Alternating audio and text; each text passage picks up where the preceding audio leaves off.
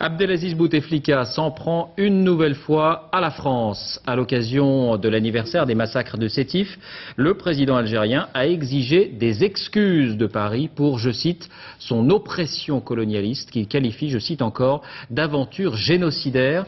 Cela fait presque 3 ans maintenant que le rapprochement entre les deux pays est suspendu. Envoyés spéciaux Zindine Boudaoud, Nour Ouandjli. Dans les mémoires algériennes, le 8 mai 1945, symbole de la victoire des Alliés, a un goût amer, un goût de sang.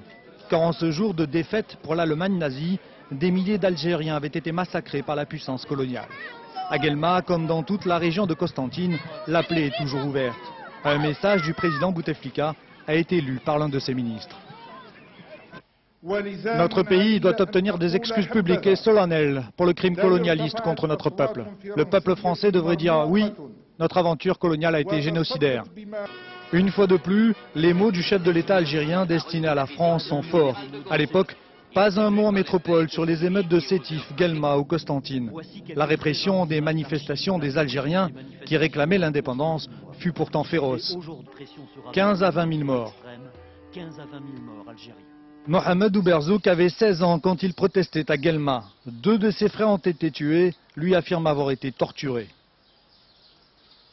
On a dit, on n'a pas besoin d'argent.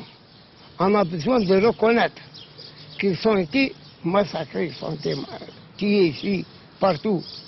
À Guelma, les lieux des massacres sont devenus des lieux de mémoire. Ici, des Algériens auraient été brûlés vifs dans ces fours. Là, plusieurs détenus auraient été relâchés, puis fauchés par les balles des colons.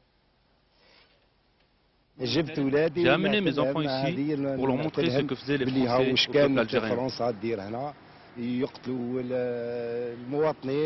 Placer la France face à une des pages les plus noires de son histoire coloniale, jouer sur la fibre nationaliste, c'est aussi un moyen pour le président Bouteflika de cimenter la société algérienne encore meurtrie par une décennie de guerre contre le terrorisme islamiste.